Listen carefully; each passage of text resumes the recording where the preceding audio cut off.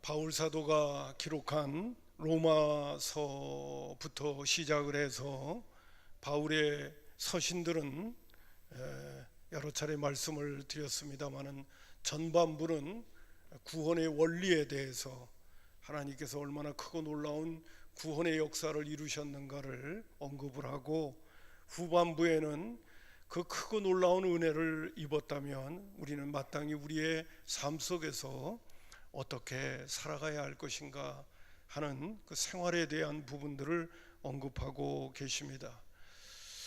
어제부터는 이제 예레미야로 우리가 매일 묵상이 이제 돌아왔습니다마는, 우리가 로마서를 끝내면서 우리 믿음의 식구들과 함께 하나님께서 우리에게 베풀어 주신 구원의 은혜뿐만 아니라 그 은혜를 입고 사는 저와 여러분이라면 어떤 마음의 태도와 자세를 가지고 우리의 생활 속에서 신앙생활을 해야 할 것인가 하는 부분은 한 번은 꼭 짚고 넘어가야 하지 않겠나 하는 마음이 들었습니다. 그래서 오늘 로마서 12장 1절과 2절에 있는 말씀을 여러분들과 함께 나누면서 우리의 신앙생활은 이런 마음가짐을 가지고 해야 한다 하는 말씀을 좀 나누려고 합니다. 전반부는 구원에 대한 도리, 그 다음에 로마서는 12장부터 16장까지가 구체적인 구원받은 백성들의 생활에 대한 이야기를 언급을 해주고 있습니다. 그리고 그 생활의 내용 중에서 가장 먼저 중요한 것이 예배자의 자세라는 것입니다. 여러분, 오늘도 다른 종교도 이렇게 가보면 신께 하는 그 신앙인들의 그 요소 가운데 제일 중요한 게 뭐겠습니까? 그 신에게 예배하는 거거든요. 종교를 가진 모든 사람들이라면 무엇보다도 이 예배의 중요성은 아마 상식적이고 기본적으로 인식을 하고 신앙에 입문하지 않을까 하는 그런 생각을 가져보는데, 그런 면에서 기독교도 다를 바가 없죠. 하나님이 우리를 창조하시고 우리가 하나님의 백성이고 자녀가 되어졌다면 우리를 만드시고 우리에게 은혜를 베푸신 하나님 앞에 예배한다는 것은 신앙인으로서 구원받은 백성으로서의 가장 중요하고 그리고 우선적인 요소임을 오늘 바울 사도도 언급을 하고 있어요. 그래서 생활편으로 들어가는 로마서 12장 1절에 그러므로 형제들아 하나님의 모든 자비하심으로 너희를 권하오니 너희의 몸은 하나님이 기뻐하시는 거룩한 산 제사로 드리라. 이는 너희의 드릴 영적인 예배다 라고 언급을 하고 있습니다. 정말 우리가 하나님 앞에 예배자의 삶을 사는데 어떻게 살아가야 되냐, 영적인 예배자의 삶을 우리가 살아가야 되지 않겠냐 하는 말씀을 해주고 계십니다. 예배가 무엇인가 라고 다시 한번 정의를 내려본다면, 예배는 히브리어로 아바드라고 합니다. 그것은 봉사하다, 섬기다, 한마디로 서비스라는 영어의 단어죠. 그리고 헬라어로는 프로스퀴네오, 원문이 그렇게 얘기해요. 그것은 누군가에게 엎드려 입맞추고 절한다. 그리고 이러한 히브리어와 헬라어의 단어를 가지고 영어는 월십이라고 특별히 예배라는 단어를 쓰고 있습니다. 그것은 월수와 쉽이 합성어가 되어져서 예배라는 단어를 만들게 되어졌는데, 월수라고 하는 것은 가치라는 뜻이고 쉽이라고 하는 것은 신분입니다. 하나님은 우리에게 예배받기에 합당하신 그러한 최고의 가치를 가진 신분이시기 때문에 우리는 그분에게 엎드려 입맞추고 절을 해야 한다 하는 그런 의미를 갖고 있습니다. 예배는 최상의 가치를 가진 하나님께 영광과 존귀를 올려드린다. 그것이 바로 예배의 뜻이라고 하는 거죠. 그리고 우리는 정말 이 땅에 구원받은 하나님의 백성으로 사는 데 있어서 제일 중요한 것은 참된 예배자로 주님을 섬겨야 한다는 것이죠. 그런데 오늘 예배에 대한 바울 사도의 언급 가운데 보게 되면 영적인 예배를 드려라. 제가 특별히 그 영어 단어도 써놨습니다마는 spiritual worship입니다. 이 영적이라고 하는 단어의 헬라어 원문은 로기오스인데, 그것은 합당한, 타당한, 그리고 좀 더 표현을 빌린다면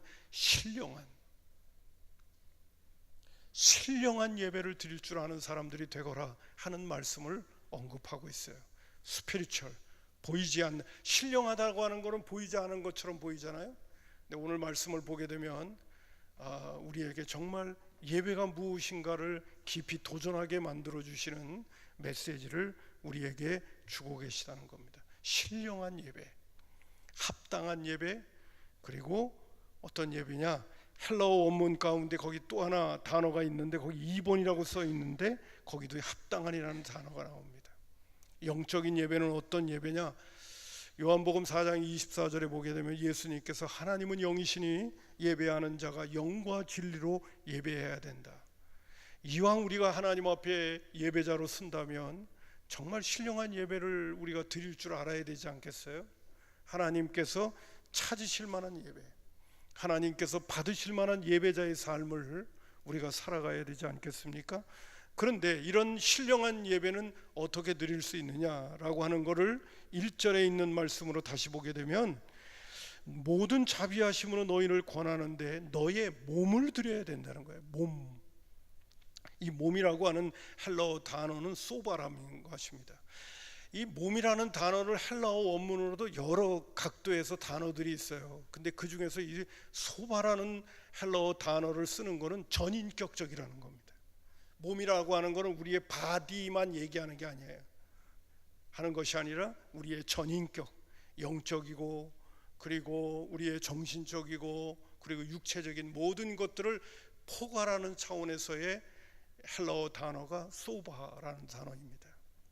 그런 의미에서 전인적인 그러한 예배를 하나님께 올려드려라. 그래서 피터 그 로마서 12장 1절 보게 되면 그 메시지 성경으로는 이렇게 기록되어져 있습니다. 여러분의 매일의 삶, 일상의 삶, 자고 먹고 일하고 노는 모든 삶을 하나님께 헌물로 드리십시오.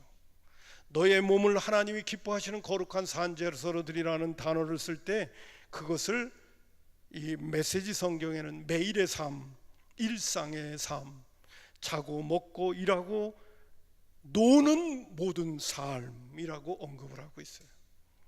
그렇기 때문에 하나님이 원하시는 신령한 예배, 구원받은 백성이 드리는 영적인 예배는 우리의 삶 전체를 이야기하는 거예요. 우리가 공식적으로 하나님 앞에 나와서 드리는 오늘과 같은 이 시간의 예배도 의식적인 예배인데 이 예배 자체도 우리의 삶 전체의 일부분이죠.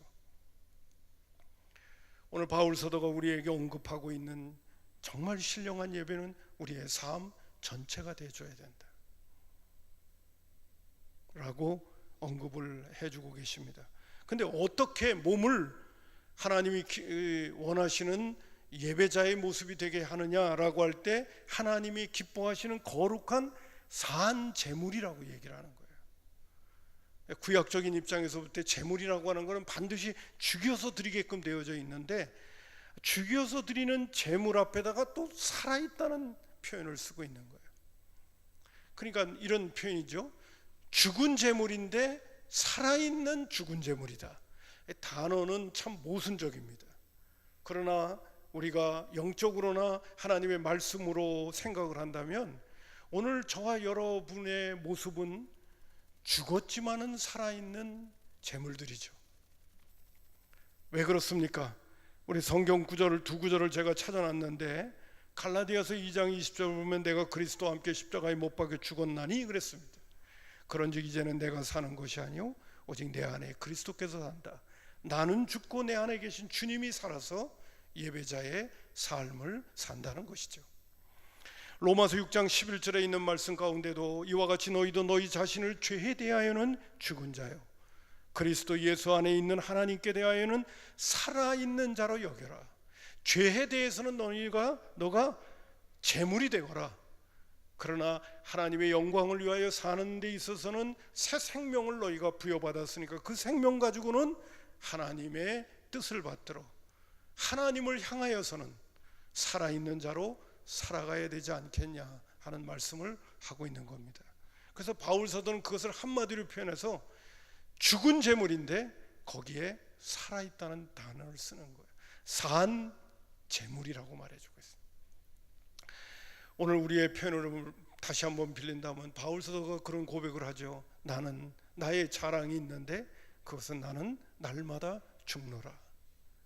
죽었으면 끝나는 건데 그렇지 않고 날마다 죽는데 살아있잖아요. 그것이 바로 산재물입니다. 죄에 대하여는 죽은 자요 하나님께 대하여는 산 자로 여기면서 나를 위하여 살지 않고 하나님의 영광을 위하여 사는 자, 그가 바로 몸으로 하나님이 기뻐하시는 구별된 살아있는 재물이 되는 것이죠. 구원받은 하나님의 백성이라면 그가 신령한 제자, 그 산재물로 하나님께 영광을 돌리는 그것이 바로 뭐냐? 아주 신령한 스피리추얼 월십이 된다는 겁니다. 오늘 저와 여러분이 다시 한번 구원받은 하나님의 백성으로 신령한 예배는 어떻게 드리는 것인가 하는 걸 여러분 한번 깊이 다시 한번 마음속에 새기면서 우리의 예배가 영적인 예배가 됐으면 좋겠습니다. 할렐루야. 영적인 예배는 한순간 드려지는 게 아니에요. 우리의 삶 전체를 이야기하는 겁니다. 유진 피터슨이 쓴 메시지 성경에서 얘기하는 그대로 우리의 매일의 삶, 일상의 삶이 스피리추얼 워십이라는 겁니다. 저는 이 말씀을 준비하면서 그런 생각을 가져봤어요. 야, 내 삶 전체가 하나님 앞에 예배를 드리는 거라면 난 정말 특권을 가진 사람이다. 땅에 속한 존재고, 그리고 육신의 정욕과 안목의 정욕과 이생의 자랑 속에서 끊임없이 갈등하면서 살아가는 존재임에도 불구하고 하나님은 나의 삶 전체를 통해서 스피리추얼 워십을 받으시기를 원하시는 그 하나님 앞에 내가 서 있다는 자체가 너무너무 감사한 거예요. 하나님이 나를 통해서 오늘도 나의 삶 전체를 통해서 예배를 받기에 예배를 받을 자로 그렇게 나를 대상으로 삼았다는 것이 한편으로는 너무 고마운 겁니다. 여러분은 어떻게 생각하세요? 저는 그런 생각이 들더라고요.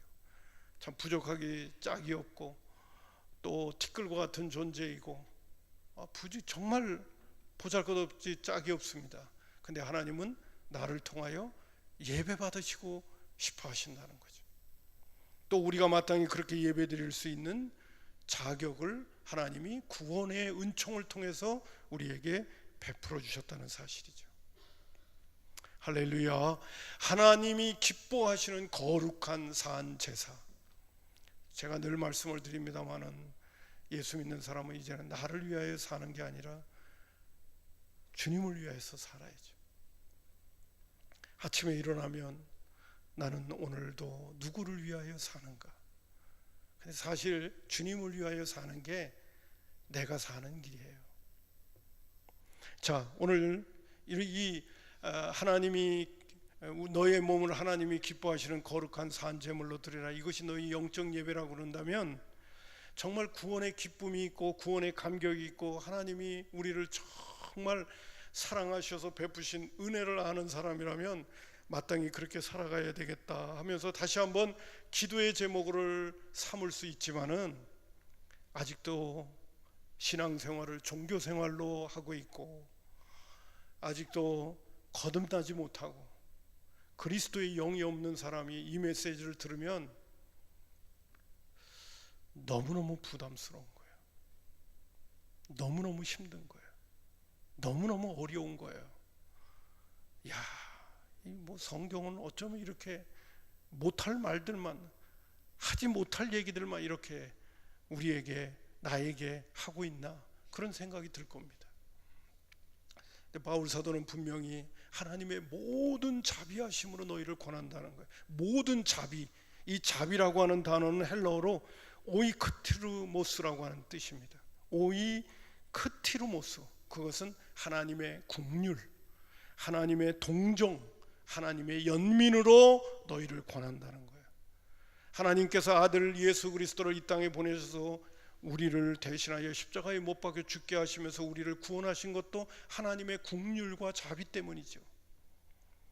오늘 바울 사도는 또 우리에게 신령한 영적인 예배를 드리기 위하여 우리에게 권면하는 태도가 어떤 태도냐면 하나님의 모든 자비하심, 그 하나님의 모든 긍휼과 그리고 그 사랑이 뭡니까? 동기가 되어져서 너희에게 영적인 예배를 드리라고 권면하고 있는 것입니다. 자, 이 메시지는 먼저는 드리고 싶은 말씀 뭐냐 하면 우리는 마땅히 하나님 앞에 하나님의 은혜를 알고 하나님의 은혜를 깨닫고 하나님의 백성과 자녀가 되어졌다면 영적인 예배를 드려야 된다는 이 명령 앞에, 권면 앞에 우리는 아주 분명하게 맞습니다.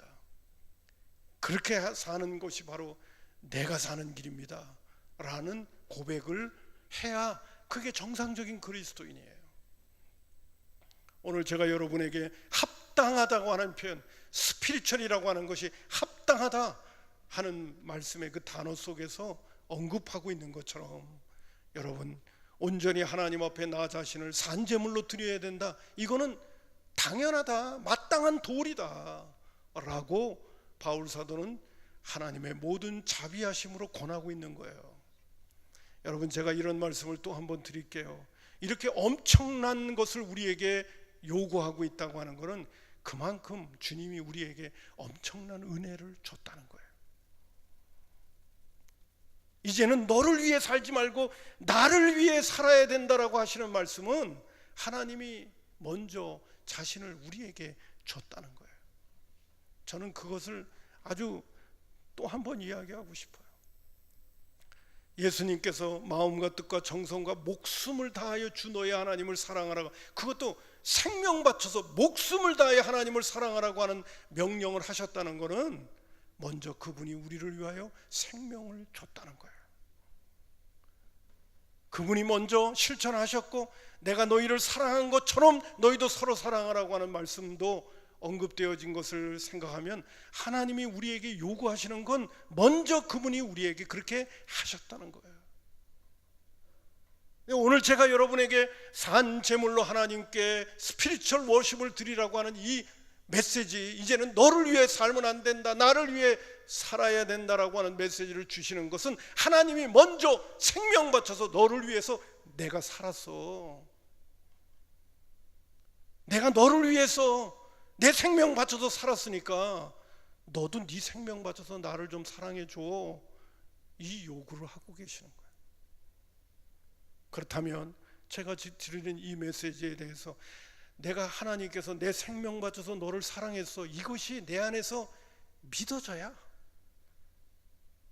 이 부분이 깨달아져야 오늘 바울 사도가 마땅한 스피리추얼 워십을 하나님께 우리의 몸으로 산 제물로 드려야 됩니다 라는 메시지가 공감이 되지.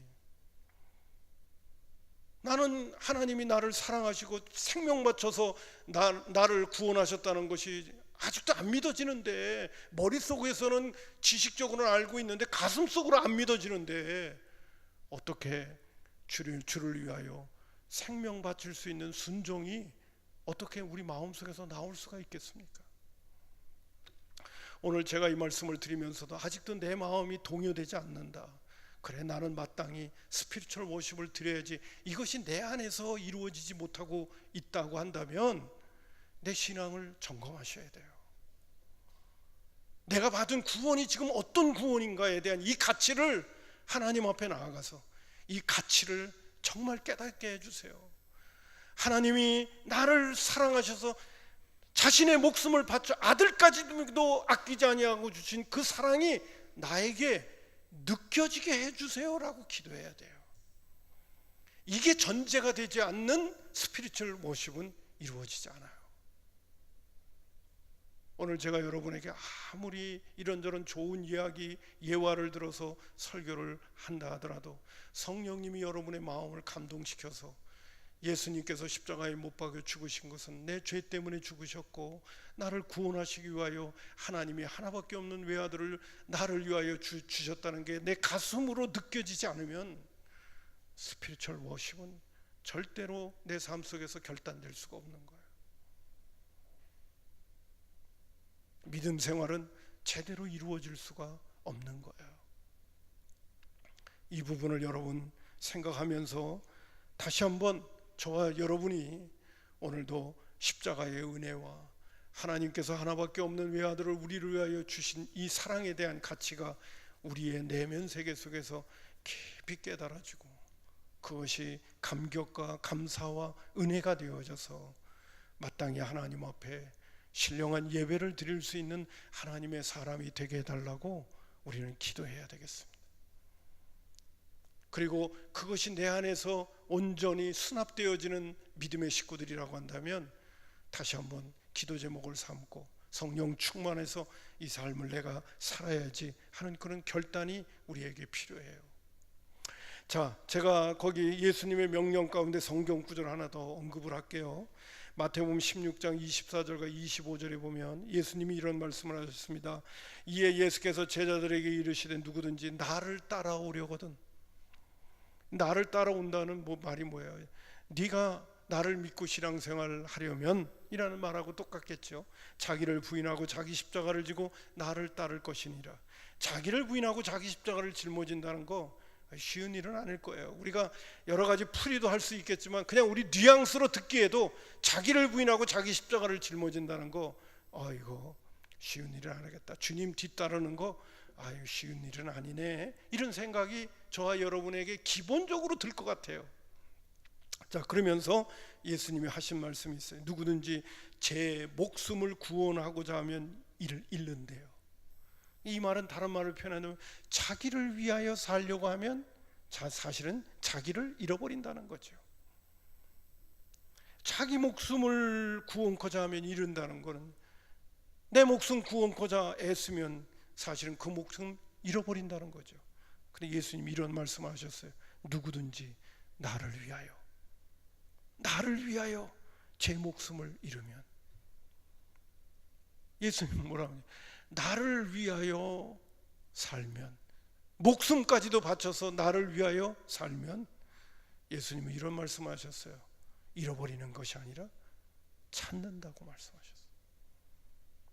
이 말씀은 한마디로 나를 위하여 살지 않고 주님을 위하여 살면 그게 나를 잃어버리는 것 같지만은 아니라는 거죠.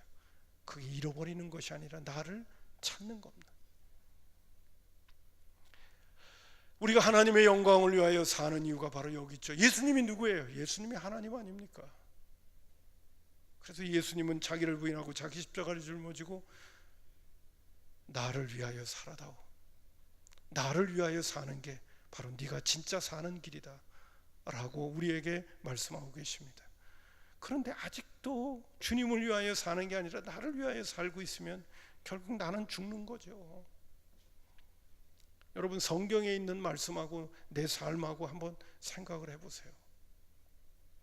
자, 이런 말씀을 여러분 다시 한번 생각하면서 하나님의 모든 자비하심으로 너희를 권한다, 긍휼히 여기는 마음으로 너희를 권한다고 하는 메시지는 안타까운 마음을 가지고 너희들이 정말 산 제물이 되어져 영적인 예배를 드리면 그게 진짜 너희들의 행복이고 너희들의 진짜 구원이고 그것이 바로 너희들이 사는 길인데 하는 그런 안타까운 불쌍히 여기는 마음을 가지시고 구원의 도리를 우리에게 말씀해 주실 뿐만 아니라 우리가 어떻게 사는 것이 진짜 사는 길인가를 오늘도 우리에게 바울 사도를 통해서 말씀해 주시는 거죠. 나는 우리 성산의 가족들이 오늘 이 시간에 이 지식적이더라도 내가 사는 이유는 나를 위하여 사는 것이 아니라 주님을 위하여 내 목숨을 바치면서 사는 게 그게 정말 내가 사는 길이고 내가 행복해지는 비결이고 하나님이 나를 만드신 목적대로 살아가는 의미 있고 가치 있는 삶이라는 것을 마음속에 잘 새길 수 있었으면 좋겠습니다. 최소한. 그래서 누가 뭐래도 당신은 왜 삽니까? 라고 묻는다면 최소한 내가 사는 건 나를 위해 살지 않아요. 나를 위해 살면 죽어요. 나는 주님을 위해 살렵니다. 또 주님을 위해 살기 위해 믿음 생활하는 거예요. 그게 진짜 사는 길이니까요. 그렇게 대답은 제대로 하실 수 있는 그런 믿음 생활이 될 수 있기를 주님의 이름으로 축복합니다. 자, 그리고 영적인 예배가 되기 위한 실제적인 방안을 바울 사도는 2절에서 언급하고 있습니다. 영적인 예배를 위해서 구체적으로 어떻게 살 것인가. 첫 번째는 이 세대를 본받지 말라 그랬습니다. 이 세대를 본받지 말라. 제가요 뒤에 나오는 말씀 가운데 이런 부분으로 먼저 할게요. 유진 피터슨 분이 쓰신 메시지 성경 가운데 보면 로마서 12장 2절을 이렇게 언급하고 있습니다. 문화에 너무 잘 적응하여 아무 생각 없이 동화되어 버리는 일이 없도록 하십시오. 문화에 너무 잘 수긍해요. 문화라는 거는요, 오늘도 이 세상 사람들이 살아가는 생활 습관을 이야기하는 거예요. 이 세상 사람들이 살아가는 삶의 태도들을 얘기하는 거예요. 여러 사람들이 반복해서 그쪽으로 가고 있는 얘기를 하고 있는 거예요. 그것이 문화입니다. 그 문화에 너무 잘 수긍해서 아무 생각 없이 동화되어 버리는 그런 삶을 살지 말라는 거예요. 대신에 여러분은 하나님께 시선을 고정하십시오. 그러면 속에서부터 변화가 일어난다고 말씀을 해주고 계십니다. 이 세대를 본받지 말라는 것은 이 세대의 문화에 너무 쉽게 빠져들지 말라는 거예요. 그래서 제가 곧잘 우리 믿음의 식구들에게 그런 얘기를 할 때가 있습니다. 이 세대에 물들지 않기 위해서 해야 될 첫 번째 태도는 뭐냐면, 오늘도 세상 사람들이 좋아하는 것들에 대해서는 일단은 색안경 끼고 봐야 돼요. 세상 사람들이 너나 나나 할 거 없이 좋아하는 것들은 일단은 그것이 이 세대를 본받지 말아야 된다는 메시지의 첫 번째, 우리로 하여금 경계하게 만드는 거예요. 이 세상 사람들이 뭐 좋아합니까? 저도 참 부담스러워요. 그러나 오늘도 변함없이 말씀을 드려야 되겠습니다. 이 세상 사람들이 뭐 좋아해요? 어디를 향하여 쫓아갑니까? 너나 나나 할 것 없이 좋아하는 게 뭐예요? 너나 나나 할 것 없이 다 돈을 좋아합니다.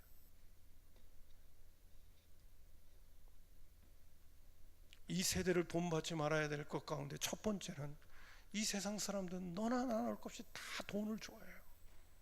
그럼 우리는 돈에 대해서 색안경을 끼고 봐야 돼요.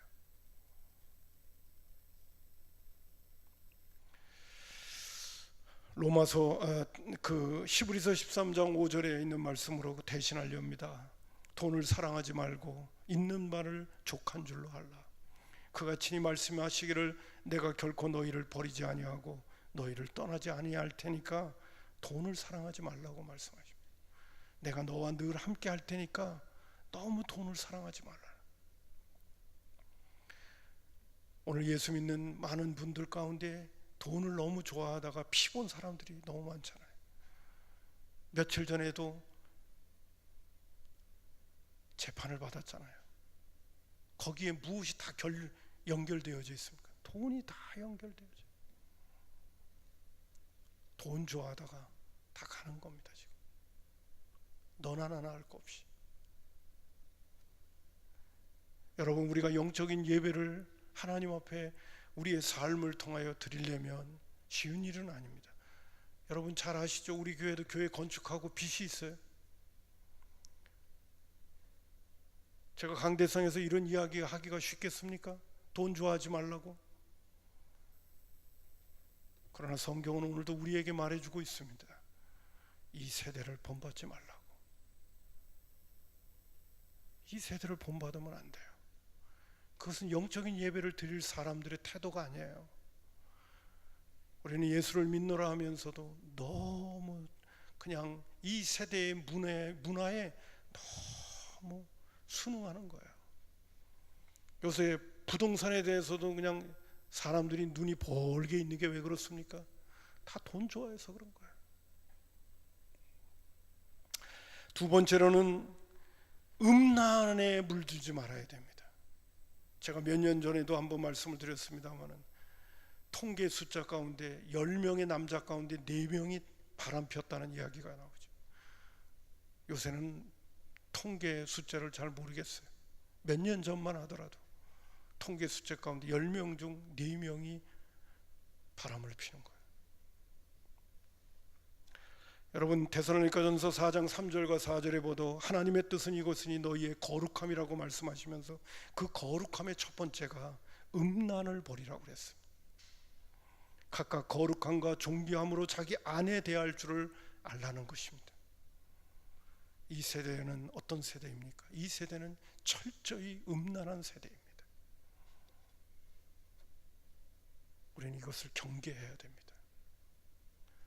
세 번째로는 세상의 성공주의에 빠지면 안 됩니다. 세상의 출세에 빠지면 안 됩니다. 로마서 12장 16절 이런 말씀을 합니다. 서로 마음을 같이하며 높은 데 마음을 두지 말고 도리어 낮은 데 처하며 스스로 지혜 있는 채 하지 마라. 높은 데 마음 두지 말래요. 그것도 마음을 같이하여 높은 데 마음을 두지 말래요. 오늘 끊임없이 이 성공주의는 같은 반에서 공부하는 친구끼리도 경쟁하게 만듭니다.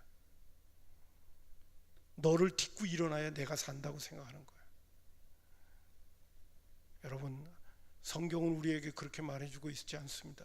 내 이웃을 내 몸과 같이 사랑하라고 얘기합니다. 끊임없이 이 성공주의 때문에 다른 사람을 짓밟고 내 주변에 있는 모든 사람이 나의 경쟁의 대상이 되게 만드는 거예요. 그것이 바로 이 세대입니다. 여러 개도 지적할 수 있습니다만 오늘 저는 여러분에게 세 가지만 지적해 봤습니다.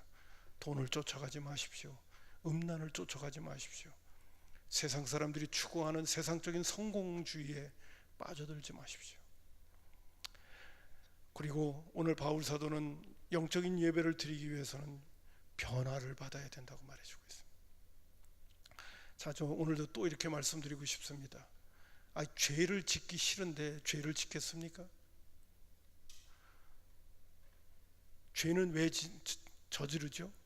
하고 싶으니까 저지르는 거죠. 하나님이 하지 말라는 거 왜 합니까? 하고 싶으니까 하는 거죠. 하기 싫은데 하겠어요? 여러분, 변화를 받는다는 건 딴 거 아닙니다.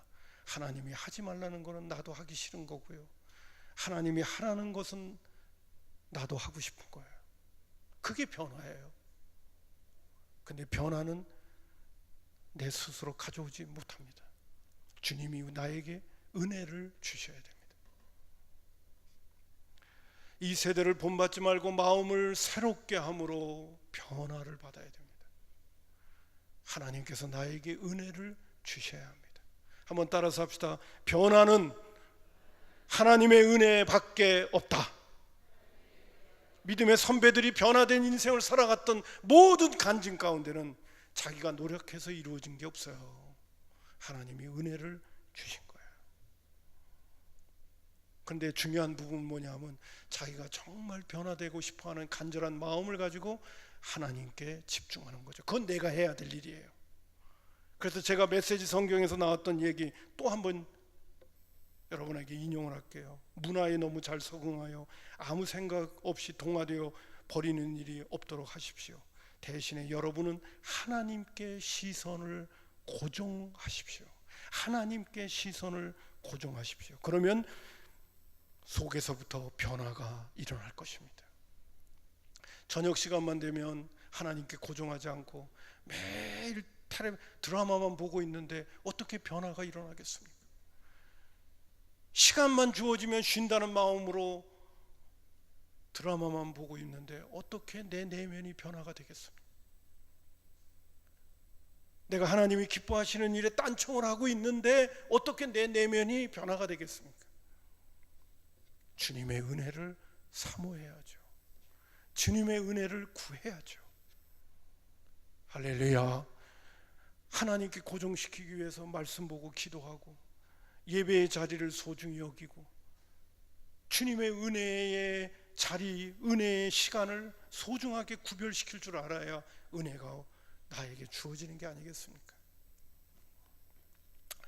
자, 성경은 우리에게 이제 말씀을 맺으려고 합니다.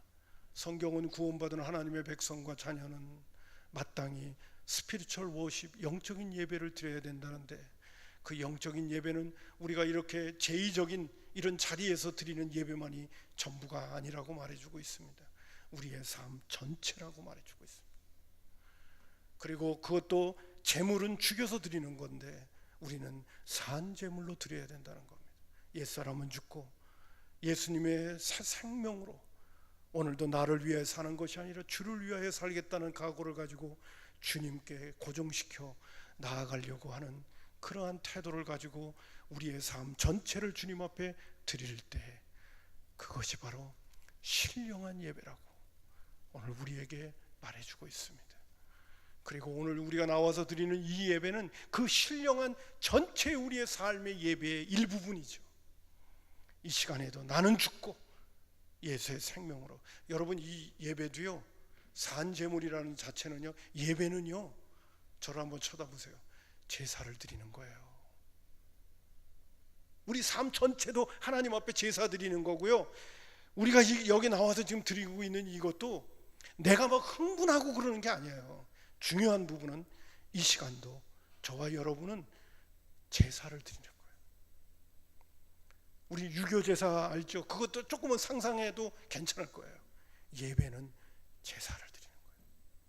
나는 죽고 예수의 생명으로 제사를 드리는 거예요. 할렐루야.